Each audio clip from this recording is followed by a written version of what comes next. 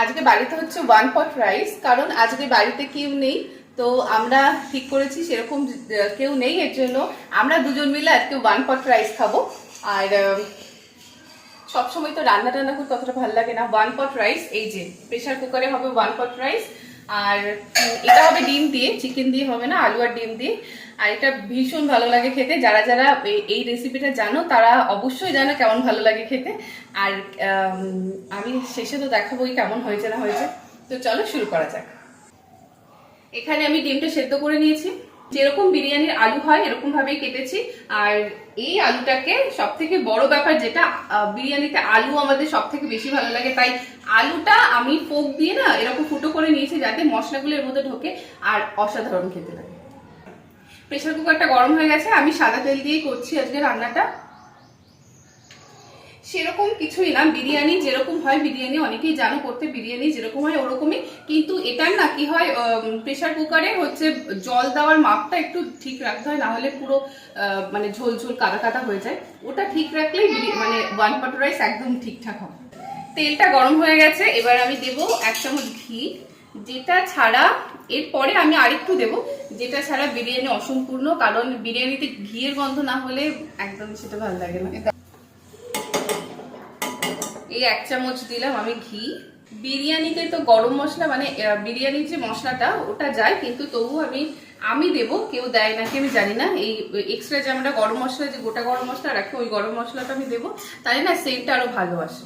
Pressure কুকারে তেলটা গরম হয়ে গেছে, এবার পেঁয়াজটা দিয়ে দেবো। পেঁয়াজটা একটু বেশি পরিমাণে দিতে হবে, কারণ পেঁয়াজটাতেই গ্রেভিটা ভালো হবে। আর পেঁয়াজ যখন আমরা বেরেস্তা মানে একটু বেরেস্তার মতো ভাজবো, তখন না পেঁয়াজটা একদম কমে যায়, তাই পেঁয়াজটা একটু বেশি দিলে খেতে ভালো লাগবে।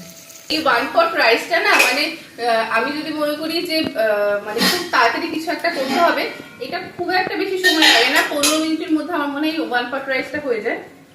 এবার এর মধ্যে দিয়ে দেবো লবণ। এটা বেরেস্তা হয়ে গেছে, মানে বেরেস্তার মতো ভাজা হয়ে গেছে। আর কতটা পেঁয়াজ দিয়েছিলাম আর কয়টুকুনি হয়ে গেল। এবার যেটা করব, এবার এর মধ্যে দিয়ে দেবো সামান্য জল, 1 চামচ হলুদ, 1 চামচ কাশ্মীরি লঙ্কার গুঁড়ো দিয়েছি। যে যেরকম খায় সেরকম পরিমাণে লবণ দেবে। এইবার একটু নাড়িয়ে চাড়িয়ে এটা রংটা চলে এসেছে। এইবার আমি যেটা দেব, এর মধ্যে দেব আদা আর রসুনের পেস্ট। অনেকে আদা রসুনের যে জলটা থাকে ওটা দেয়, কিন্তু আমি পেস্টটাই দেবো। আমার অত মানে বেশি খুব একটা শুকনো শুকনো খেতে ভালো লাগে না, তাই আমি পেস্টটাই দিচ্ছি। দিলাম 2 চামচ টক দই। এবার কিছুই না, এবার একটু নাড়াচাড়া করবো। নাড়াচাড়া করে আমি প্রেসারের যে ঢাকনাটা আছে ওটা দিয়ে, ওটা আলগা করে আমি ঢেকে দেবো, একটু কষুক। এবার অনেকটা কষা হয়ে গেছে। এবার আমি আলুটা দিয়ে দেব, আলু দেব, চাল দেব আর ডিম দেব। ডিম দিয়ে তারপরে যে বিরিয়ানিতে যা যা ইনগ্রিডিয়েন্টস যায় তো সেগুলো দিয়ে দেব। এই দিচ্ছি আলু,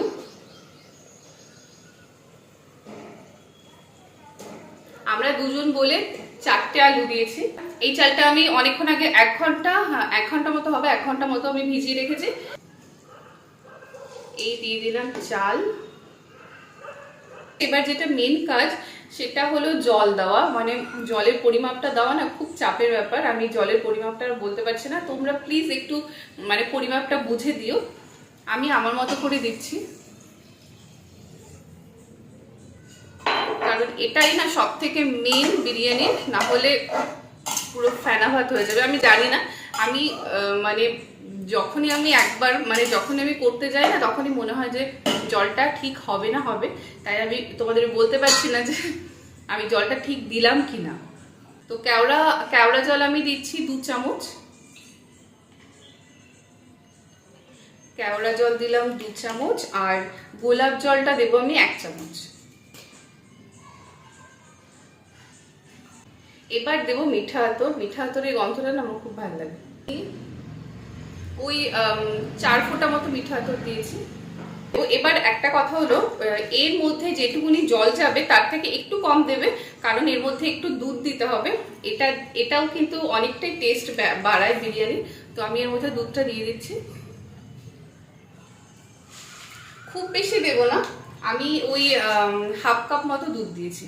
এবার আরেকটু ঘি দেব, খুব বেশি না, হাফ চামচ মতো ঘি দিচ্ছি।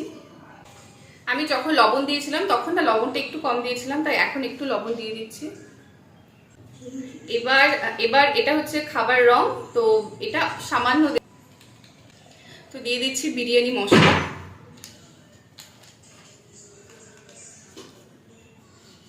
এবার যেটা আমি দেব, এটা তোমরা কি করো আমি জানি না, অনেকে খোয়া ক্ষীর দেয়, তো খোয়া ক্ষীর অনেক সময় না সবার কাছে থাকে না। আমি হচ্ছে বাড়িতে এই যে বাড়িতে আমি ঘি বানানোর জন্য সর জমিয়ে রাখি। আমাদের যেহেতু অনেকটা পরিমাণে দুধ আসে, তো সরটাও অনেকটা হয়, তো আমি ঘি করার জন্য জমিয়ে রাখি। এই সরটা আমি এর মধ্যে দিই, মানে তোমরা একবার দিয়ে দেখবে, খুব ভালো লাগে খেতে। তো আমি এই সরটাই আমি এর মধ্যে দেব। এটা খোয়া ক্ষীরেরও কাজ করবে আর খেতেও কিন্তু খুব ভালো লাগে। এতটা পরিমাণে আমি দিচ্ছি সর। আমার সব দেওয়া কমপ্লিট। ঠিক এরকম একটা কালার এসেছে, খুব ভাল লাগে এই কালারটা যখন হয়ে যায়। আর এই সরটা এটা ঠান্ডা ছিল, এটা গরম হলে গলে যাবে। তো এবার আমি ঢাকনাটা বন্ধ করার আগে ডিমটা দিতে হবে। ডিমটাও আমি না ফুক দিয়ে দুপাশে এরকম ফুটো করে দেব, তাহলে এর মধ্যেও একটু মশলা ঢুকবে, ভাল লাগে খেতে। এবার আমি ঢাকনাটা বন্ধ করে দেব, কিন্তু সবার প্রেসার কুকারের সময় মানে সেম হয় না, তো আমি এটা 3টে সিটি দেব। 3টে সিটি দিয়ে তারপরে নামিয়ে দেব। ব্যাস আমার কমপ্লিট। এবার সিটি দেবে, মানে প্রেসার কুকারের সিটির অপেক্ষা এখন করব। আমাদের 1 পট রাইস রেডি। এইবার এটাকে খোলার পালা। খোল দেখি কেমন হয়েছে। ওয়াও! এবার এটাকে আমি থালাতে বাড়ি, তাহলে বোঝা যাবে এটা কেমন ভালো হয়েছে। তো এই হচ্ছে আমার 1 পট রাইস। এটা আমি একটু ভালো করে দেখাই তোমাদের, তো কতটা দেখতে সুন্দর লাগছে। আর আমি এরকমটাই চেয়েছিলাম, বেশি ড্রাই হবে না, একটু মানে একটু ভেজা ভেজা হবে, মানে একটু গ্রেভি হবে, এটাই হয়েছে। এবার খেয়ে আমি তোমাদের বলবো কেমন হয়েছে।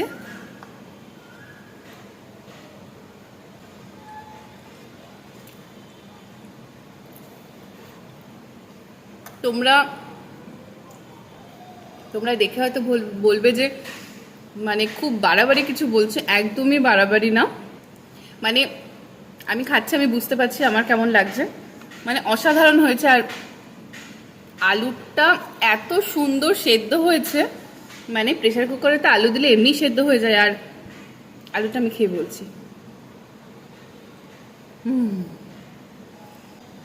আমি তোমাদের 1 পট রাইসের পুরো ভিডিওটা দেখিয়েছি, মানে কিভাবে আমি বানিয়েছি। তোমরা প্লিজ এইভাবে একবার ট্রাই করো, খুব ভালো লাগে খেতে। আর আশা করি তোমাদের খুব ভালো লাগবে।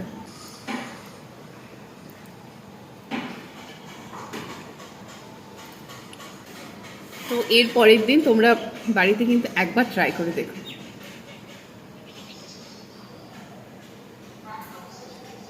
তো টাটা, আমি একটু ভালো করে খেয়ে নিই।